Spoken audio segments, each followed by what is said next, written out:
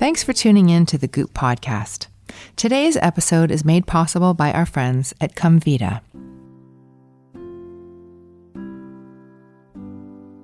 We recently teamed up with Comvita on an in-Goop Health workshop taught by the brilliant Dr. Will Cole. One of the foods Will talked about in his sessions was Comvita's high-quality Manuka honey.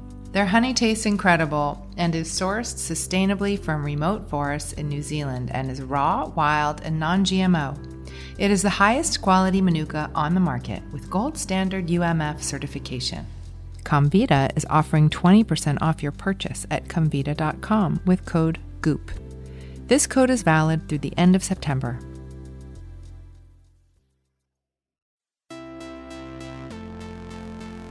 When you are pioneering anything or introducing new ideas to the culture, you get criticized. You do? Yeah. Did you hear about that? I didn't find the one. I found someone I respected, and we made it the one. In a sort of longing kind of view of love, people understand each other as if by magic. Nothing in itself is addictive on the one hand. On the other hand, everything could be addictive if there's an emptiness in that person that needs to be filled. I now know that nobody changes until they change their energy. And when you change your energy, you change your life. I'm Gwyneth Paltrow. This is the Goop Podcast, bringing together thought leaders, culture changers, creatives, founders and CEOs, scientists, doctors, healers, and seekers, here to start conversations, because simply asking questions and listening has the power to change the way we see the world. Here we go. I've been trying to get this guest for a long time, but she's so popular and successful that it's been very hard to pin her down. This woman is just unbelievable on so many levels. She has won basically every award there is to win, Academy Award, Golden Globe, Emmy. She's a humanitarian. She's a philanthropist. She's an activist. She's a mother. And she's one of the most interesting, able to be vulnerable and self-exploratory women that I've ever met, and an old friend. So please welcome Laura Dern today. Oh, thank you. I'm so excited to be here. This is just a thrill for me to get to catch up with you and hear how you are through this time. And I just have to say, and I've said this to you before, but one of my favorite memories when we were starting our careers and sitting on a porch together with our beautiful friend Sheryl Crow and talking about our dreams and our life, you said, I don't know, there's something, it's not just about acting for me. I want to be a businesswoman. I want to build something that impacts a lot of other women. I don't know what it's going to be. I mean, were you 19? I can't remember. I just feel like we were kids and you already saw something so beyond your incredible talent as an actor, but it really moves me to remember that day as we were dreaming together. So crazy. I was trying to think when I was just talking to my kids about doing this at lunch. Do you remember when we met? I don't remember. I feel like I've just always known you. It is wild. We share family friends, and I feel like through your parents and them, we were always kind of around each other. And then through our friendship also with Sheryl too, we spent a lot of time around each other. But it is amazing. If I go to a friend's house for dinner or by good fortune end up, spending time with family and family friends on holiday, I feel like we've been brought together many, many times over so many years. So it's really, really lucky.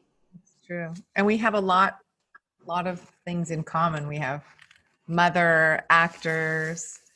We have children with musicians. It's pretty crazy, right? Yeah, we really do. We have both meditators to get us through all those things. Oh, yeah. It is wild, now that we are actors raising children and I hear people ask them what it's like to have an actress mother.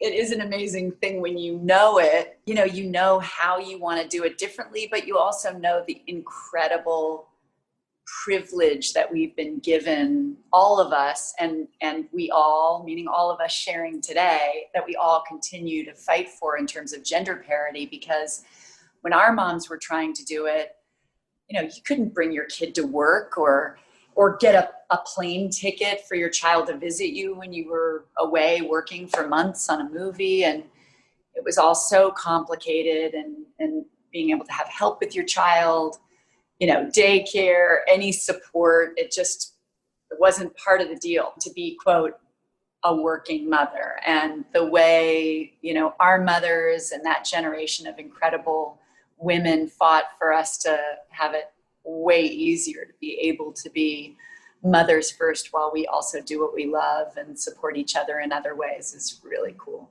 Women obviously get asked all the time, speaking of gender biases, oh, how do you work and how are you a mother and work at the same time? For actors, when you're on set for 12 or 14 hours a day, there's an extra layer to it, especially single mothers. So how have you been able, it's a question I get asked so much, like, how do you work and hold those priorities high and close? And how do you mother and hold those higher priorities close and integrate them at the same time? Like, I think there's a sort of reinvention that needs to happen in terms of the way people perceive a working mother, especially for us mothers who work really long hours or have to go away for work. How have you approached that? I don't know if you feel this as well. And we actually similarly also were raised by double artist parents. So as your dad and mom, like my dad and mom had the same schedules we're talking about, I've learned from it in that it matters when you're away, even when your kid doesn't tell you that it does. You have to talk about everything and never just assume that by not talking about it, by not talking about why your work is a priority, financially, why it's a necessity, emotionally, why it's your joy, creatively, and even on a service level, why the thing you're doing might be of value and important, and have your kid feel the weight of its importance in the family. I just feel like work happened and people weren't there, or stuff was hard. But, I understood my parents obviously had to work for a living, but I didn't know what it meant to them or to art or to anything. And so I think that's one thing that I've been learning from my own childhood, is just how to let them really be family member partners in the conversation of what life needs to look like, and then what we do from there, how we stay connected, and because they're going through the same sacrifices as we are when we have to be away. This time is such a reminder that self-care is already an incredible luxury, and how to carve out time without presuming that time is easy for people, and perhaps especially single moms who are holding down multiple jobs, but that it's still warranted, even in the midst of unbelievable struggle, carving out 5 minutes for yourself to breathe or meditate or watch something funny and dumb or cook something for yourself, or that really matters. And if you're also then teaching your kids and working from home and everything else, how to balance all of that is such a journey and such a struggle. And so I'm so grateful that you and your amazing team around you have created a space for women to start to talk about what that can look like. I mean, everybody has such different needs, but we all have the need to consider ourselves when we are trying to care for all our loved ones. And I think it's interesting because our role seems to have become, as women in this generation, if we're working or we're mothers or we're trying to keep a house together and with, making meals and all of this kind of thing, and which just compounds this energy that I'm about to talk about, which is really like us having to embody the masculine and be like captains of the ships and organizers. And so I think what struck me when you talked about the importance of taking a minute for self-care and talk about watching something funny or just meditating or taking a walk and breathing. It's like those are the moments that we can connect with our feminine and cultivate that energy, which is a really important counterbalance, you know, to being like these strong women who are out in the world. You know what I mean? Reminding our sons and our daughters, right, about connecting to all sides of self. But there's a lot to be fierce about right now. And it's such an unbelievable time filled with so many heightened emotions for all of us that, you know, to teach our daughters to manage their ferocity and their power and own ambition as a honorable and fantastic trait, but also to appreciate tenderness and, as you said beautifully, like give yourself that time to be feminine in all the ways that means for you. And you know, as we're raising young men too, to watch them be integrated in space to feel super vulnerable at a vulnerable time and need nurturing as much as anybody. It's amazing how many, certainly men of our generation, were never taught that they're supposed to take self-care time or take care of themselves even at all. That somehow, how anyone got cool to be identified in men as like addiction and you know, not considering oneself is absurd, but somehow that was planted in the mindset, I think, culturally, of a lot of men, and I think that's shifting for boys now too. How do you approach as a mother creating that space where, like, what do you tell them, especially your boy? Like, how do you give him the permission to be who he is, you know, in a world where there's so many expectations about what everybody's supposed to be? I was hoping you would answer that, because I need advice. Every day it changes. And just when I think I have the answer to that question, the response is that I definitely have it wrong. In all the years I feel in raising young children, that I've been trying to really be present and be in the doing of it, the doing of parenting and the getting it right and being communicative and all the support, I realized this is a moment in their lives where it's about underdoing, doing less, just listening, not advising, being present when they need me, but not exhausting them, you know?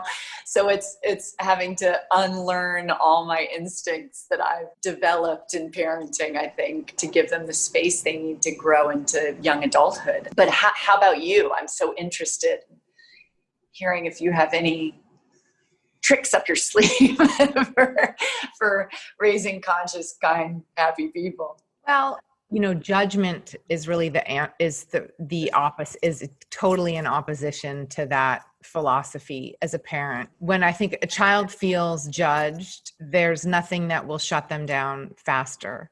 And we were probably raised in a generation where it was really clear sort of what you were supposed to be. And if you weren't that on any given day or at any given meal, you know, there could be a tendency to feel that kind of judgment about how you were reflecting back on your parents. Or when I was trying to unpack it for myself to understand, you know, if I wanted to approach it differently as a mother. And, you know, it's something that I've talked about with my mother, that I think that generation and her friends, they regret that sort of, you must be like this and you must look like this. And, you know, and of course they meant it from a place of wanting to help us. And I think wanting to raise people that were capable and thought well of and all of that.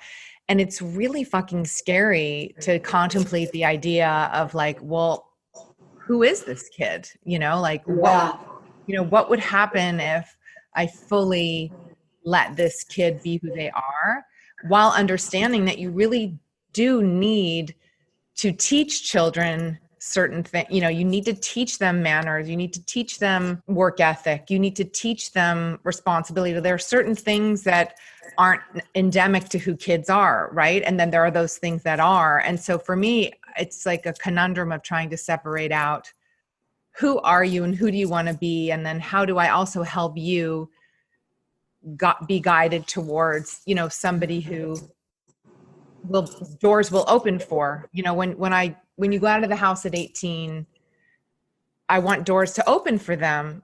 So what are the things that you have to teach them in order for that to happen? And then how do you not step on their spirit? It's hard. And it's a really complicated time to be raising people to be true to their voice and to nobly walk through the world so that they demand that all people are treated equally, while there is, and always has been, perhaps though in this country more at the forefront than we've seen in a while, a real culture of fear around using voice and being in protest of any injustice. And so the complication of coming into your voice, coming into your true self, wanting to affect change at the most critical moment in our planet's history, and feel opposition about who you show up as. Opposition through social media, opposition with maybe more judgment than even our mother's generation had about how you look and how many followers. You know, they have all that noise, and then they have the noise of our political climate. And so they're amazing. Children, these young adults, this generation are amazing to navigate all of that and still stay true to what they believe in. That is a journey I think like no other generation will have gone through. So if we can just keep supporting that innate knowing that we all try to hold on to, that is, you know, all we have is being true to ourselves. But there are plenty of people who will really try to talk us out of it, from, you know, bad boyfriends to, to social media. So We've had a couple of those. Yeah. Yes. It's true. I wonder, when I was just hearing you talk about that, I wonder if almost all of this unbelievable amount of external pressure that they're really the first generation to feel as teenagers in this way, right? Because they're the first kind of digitally native generation. Like if that in and of itself forces them to get much closer to their truth earlier, or maybe that's just the case for some kids, and then for some kids it's more damaging, you know? Yeah. So how do we direct them? That's going to be a really interesting thing to witness in these next few years, right? Applying to school, going to school, taking gap years, like what they'll decide, being forced to work, given economic challenges, like how it will affect and shape them is unknown. But yeah, continuing to remind them that, you know, every human being has to fight toward helping themselves find balance, because it's all been a myth anyway that we had control over anything. It's just now it's so evident that what we have is this moment, and you know, we don't get to decide anything. Talk about a spiritual awakening if we choose it, because yeah, I didn't realize how much I liked to be in control. And as an actor and daughter in areas of my life, people are like, oh, you're so free. Oh my God, you're such a hippie. You don't care, like you never plan anything. You're so like, and then I just realized that I live in a state of constant anxiety when I don't know what the plan is or what 4 weeks from now might look like. It's incredibly uncomfortable to me. So figuring out how to then teach people, these young, amazing creatures in my house, how to do that for themselves, you know, how to be in a state of acceptance when everything's so unknown they're teaching me far more than I can teach them. we'll get right back to the chat.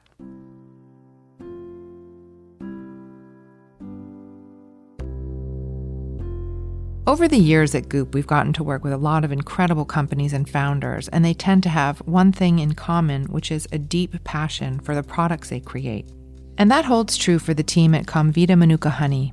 They've spent 4 decades perfecting their beekeeping craft, and they produce the highest quality Manuka on the market with gold standard UMF certification. Comvita is committed to purity, transparency, and authenticity. Their products are sourced sustainably from remote forests in New Zealand, and their Manuka honey is raw, wild, and non-GMO. Comvita is offering 20% off your purchase at comvita.com with code GOOP. This code is valid through the end of September. Okay, let's get back to the conversation. How old were you, or when in your life did you start to get really close to yourself and start to really listen to that most real part of yourself? Or did you always?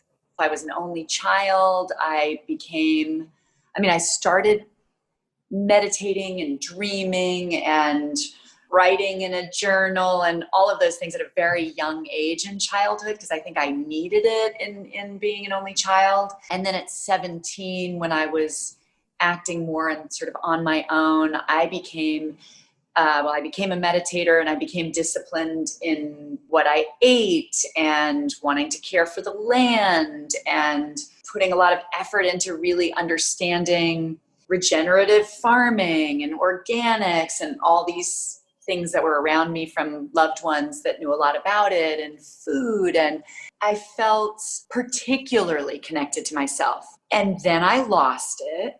Then after a breakup, I would sort of come back to it. I just realized it's such a constant journey.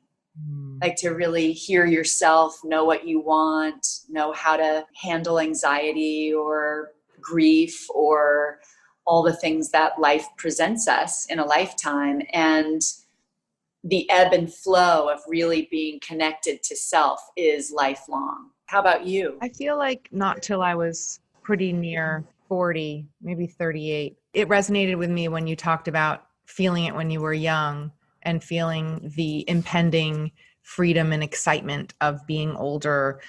Then I felt very connected to who I was and who I would be. And then I feel like it just got squashed down. And then you subjugate yourself for, boyfriends and what they want, or, in trying to like build your life and your career. But I think around 38, 39, I realized that if I didn't start listening to myself, I was going to die. Like it started to feel that urgent to me. And I think that's just in my case, I had sublimated so much for so long. And like you, it's funny. I read something that I think maybe you said to Jaya about that most of life is in the gray. You had a beautiful quote where you talked about, the highs of life and how sweet they are and how stunning and uplifting. And then the lows, which are just heart-wrenching and unbearable. And I'm paraphrasing, but those two states are so clearly defined, but most of life is in the gray. I just wanted you to talk a little bit more about that and how you came to that and how you advise her to embrace the gray. Again, it's something I'm learning about every day. And this is how I'm paraphrasing it. I love being an actor. I grew up on movies and I love movies. Unfortunately, movies are the thing that I think have screwed so many of us up, because they told us that the highs were like perfect sunsets and he was always going to be there and the happy ending sustained for a lifetime. And then it doesn't work out that way. And I think you're even chasing the highs thinking that there's no gray in those moments, because that's what it's like in the movie or the novel we loved. And there's bittersweet in life, and it's always there, whether it's there culturally, it's there because you know of others suffering. It's there because of your own grief at that moment, while also beautiful things are happening. It's kind of remarkable, speaking of the gray, that we have been living amidst this pandemic while also creating these markers of appreciation. And I think it is a great reminder that if we can hold both, we can live in the knowing that that is life and that there is something incredibly tender and celebratory and vital about living in the gray. I feel like I can't speak for everybody and I can't speak for all women, but as a woman, we have this weird guilt or shame that when life is supposed to be hard is when we're supposed to fall apart. You know, speaking even in the world of Goop and support in terms of things we can do for ourselves to feel good.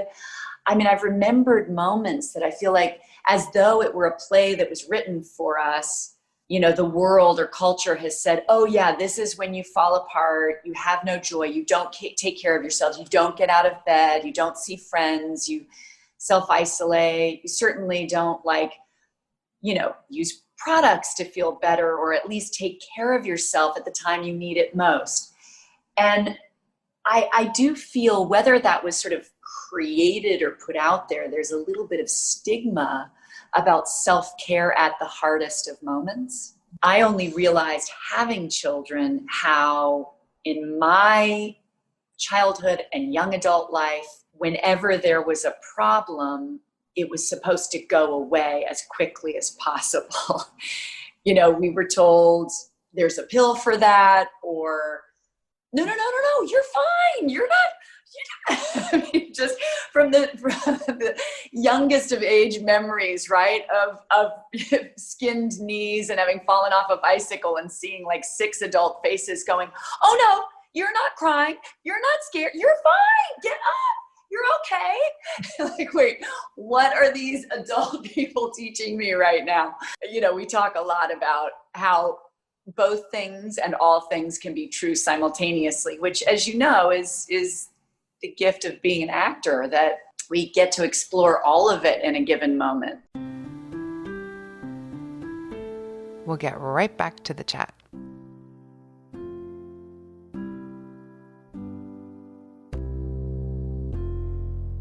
Hi there, I'm Jean Godfrey June. I'm the beauty director here at Goop and the co-host of the Beauty Closet podcast.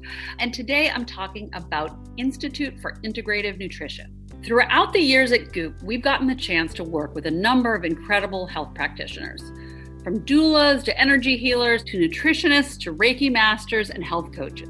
I've always found their work fascinating, and I'm often curious about their origin stories to hear how they got into their particular line of wellness. The answers have been as varied as the people themselves. Some worked in traditional medicine for years, others used to be in finance and made a pivot after burning out, and for some, it started as a side hustle before they decided to make it their life's work. But they do all have one thing in common: a deep commitment to helping people feel better. If you've ever been curious about becoming a health coach or a wellness entrepreneur, if you've been frustrated by some Western medicine options in the past, or if you just want to do a deep dive into your own well-being, the Institute for Integrative Nutrition offers an online training program that could be a great place to start. One of their core tenets is bio-individuality, which is the idea that no one diet, no one way of living works for everyone, and that we all have unique needs. Their course covers the whole gamut, teaching nutrition, nutritional science, coaching methodologies, business and marketing skills, and personal development tools. The program is designed to fit your schedule. You can choose from either their 1-year program or their 6 months accelerated program. And both programs support English and Spanish speakers. They have audio and visual lectures and online libraries full of supplemental lessons and resources. To access a free online sample class and learn more about their current special offer, including how you can save up to 35% on tuition, visit integrativenutrition.com/goop. Listeners will also receive a bonus gift package when you enroll. Again, that's integrativenutrition.com/goop. Okay, let's get back to the conversation. the reason why you're one of my all-time favorite actors ever in the history of... Oh my God, please. It's true. Well, first of all, you seem to be drawn to characters that live in the gray, that are not good or bad or the weak or strong. Like you play these incredibly complex characters. I imagine they read like that on the page, but then you extrapolate that out in your performances so that you play complexity and vulnerability and whatever is called for with this abandon, and you create this place where it's like you are eliminating shame for people by showing them a beautiful example of what a complicated, complex person looks like. And that is so much more comforting than seeing the, wonderful person or the like bitchy, horrible person. It's like no matter, I feel like even if you're playing the person who's supposed to be the great, nice, like there's just, you see it all. It's so human what you bring to everything. And so I wanted to ask you, first of all, do you feel like you are more partial to saying yes to those people? And then secondly, do you feel like it's part of your calling as a healer that you do play these roles in that way? Well, first of all, you are incredibly generous, and that was so kind and beautiful. And It's true. I do love everything we're talking about. And as friends, as we talk, I want those conversations around the characters we get to play to be the same, that villains and heroines have luckily become more and more muddied in their complication in storytelling than ever before. And we need them desperately because people are complicated. And as we're putting our heads and hearts around how to parent, how to love in partnership, how to vote, people are more complicated than we want them to be. It's not clear cut. And so I think I'm always driven to those characters. And also your mother and my parents, who've all worked together over the years and know each other. I mean, they came from that longing too. And they were drawn to characters that were messy and complicated. And your mother and my mother particularly were of a group of actresses who looked for that in women at times that we weren't seeing that in film and television. And I think that really influenced me, but also I grew up with my father's career, who my dad, Bruce Dern, was deemed the bad guy in movies for a long time in my childhood because he was the man who killed John Wayne in a movie. And, a lot of these things in a way haunted him for a number of years in his early career. And then he started playing everything. But I remember people coming up to him and saying, "Oh, you're my favorite bad guy." And he would look at me and he would always say, "Laura, I'm complicated, but I don't play bad guys. I love all my characters, but they're complicated."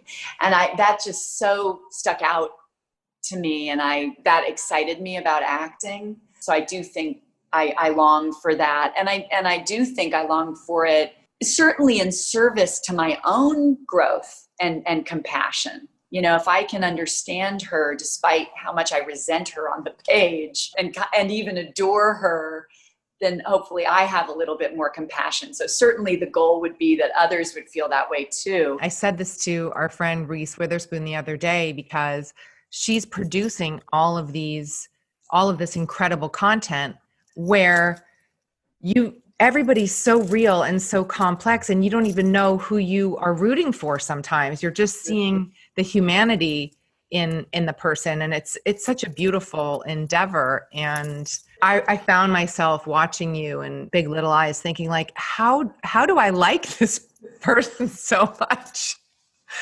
And it's because like you just played her with this abandon and this permission to to be so human. And so anyway, I think that it's a very, very healing aspect of who you are, that you bring so much gradation to all of these roles that you play. And I wonder too, like, are you, through playing that and giving yourself the permission to explore and play the way you do you feel like you heal some aspect of yourself through your art and through that exploration of complexity? For sure. Certainly on the level of self-acceptance, right? Because you're confronted with something you relate to or inhabit, and then have to finish the movie and realize you maybe were playing more yourself than you ever want to admit. And that's just incredible, to have that, to be given the permission to see yourself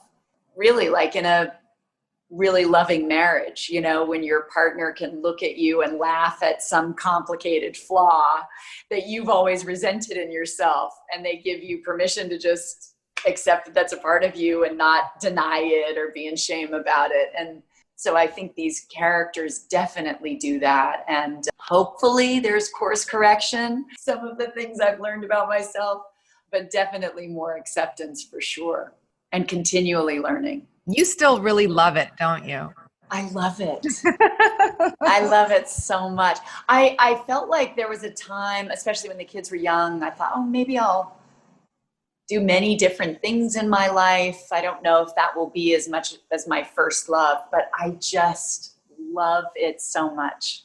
I have to ask you this, and it goes back to what you were saying earlier about when you were kind of connecting to that true spirit of yourself and being around, being in nature and regenerative farming. And is that how that connection to nature or things in its sort of purest state, or the power of plants and herbs, like how did you get to true botanicals? I want to hear the story.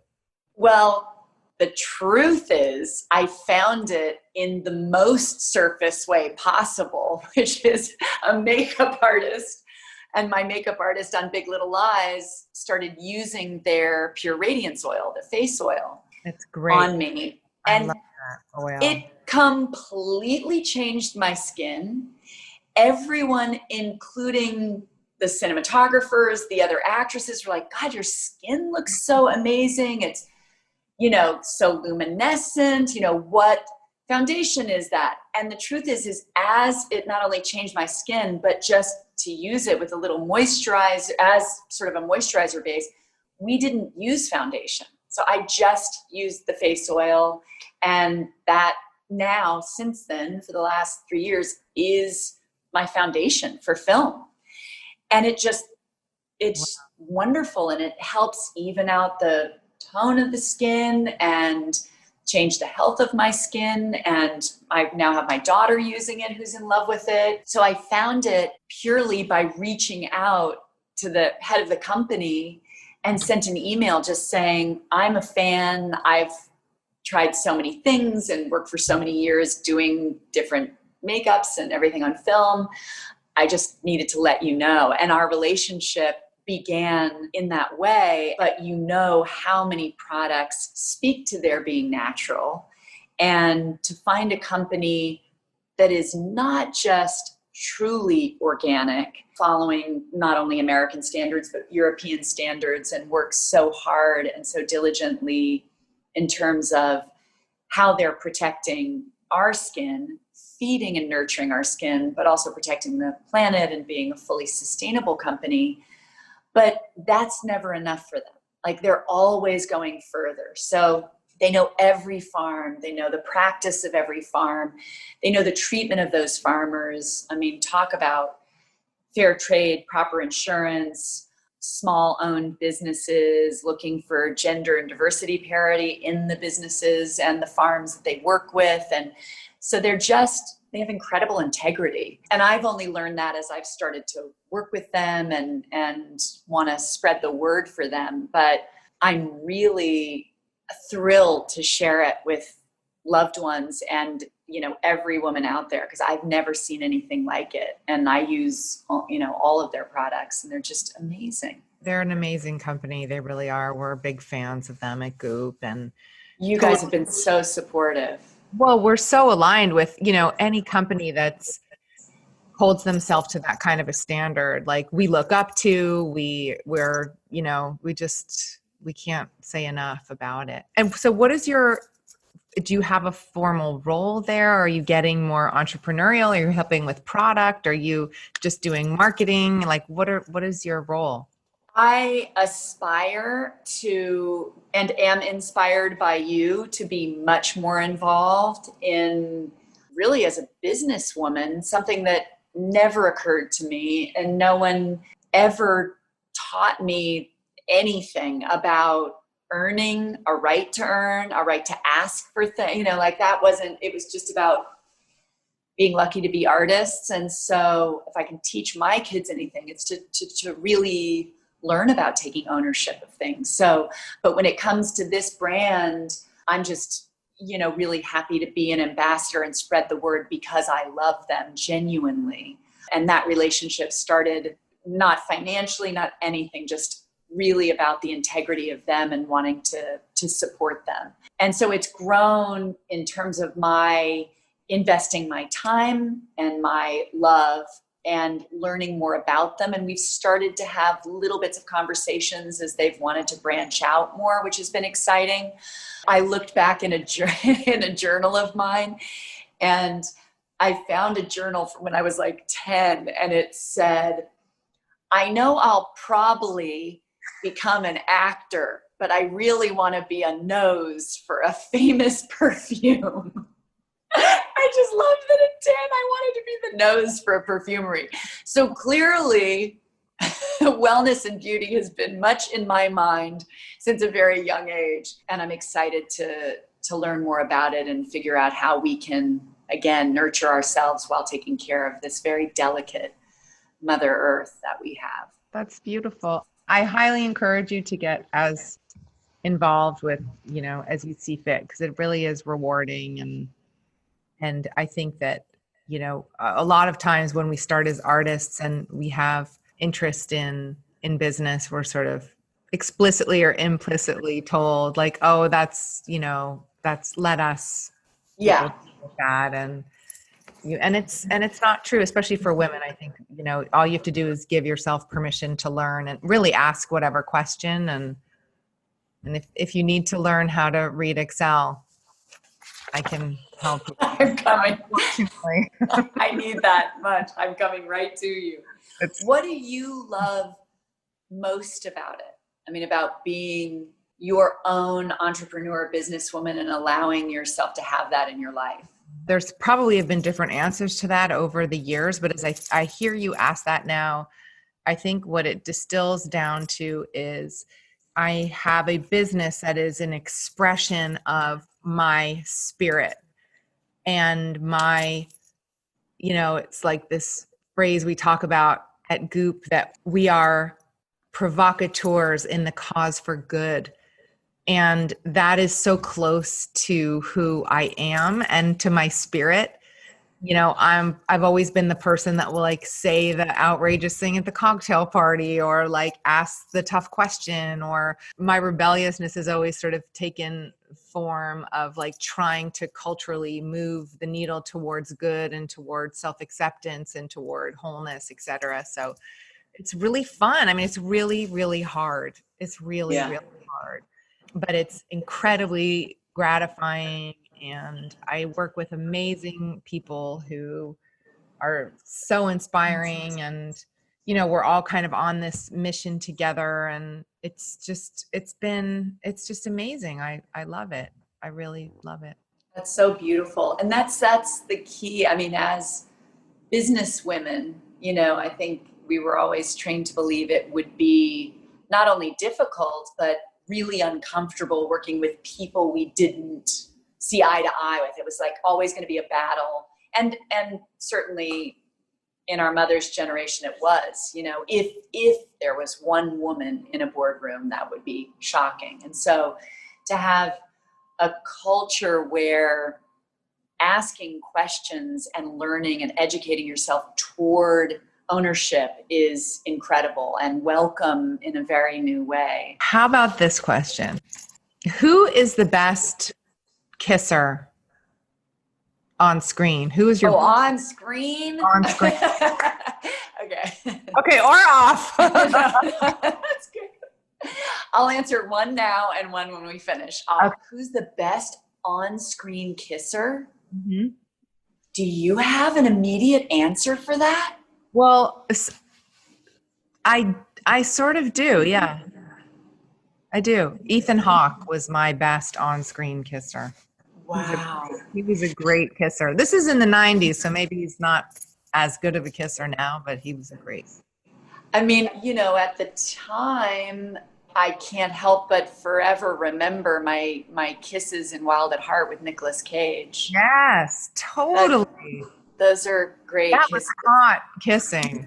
Yeah, those were Wild at Heart kisses were high up there for sure. I'm always curious about that for some reason. I don't know why. Yeah, with all the faking that happens in movies emotionally, a kiss is still a kiss, and it would be nice that it's a good kiss. And on that note, Ms. Laura Dern, I will let you go. Only if very soon I'm seeing you over a meal, and then I will tell you the best off-screen kiss. Yeah, that's what I want to know. Yeah, I got to figure that one out. Is there someone that you kissed? This is my last question. Is there someone that you kissed, or maybe more, who is famous that we don't know about, that never got into the... Of course. Yes.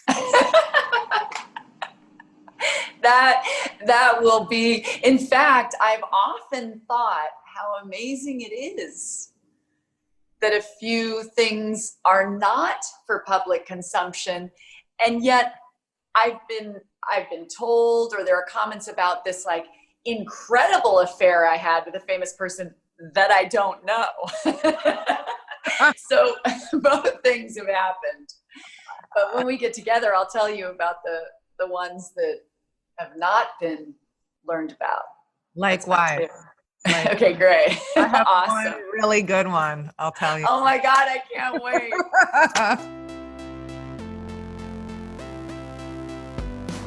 Thanks for tuning in to my chat. That's a wrap on today's episode. If you have a second, please rate, review, and hit subscribe if you haven't already. Don't forget to share the Goop podcast with a friend. And in the meantime, for more, you can check out goop.com/thepodcast.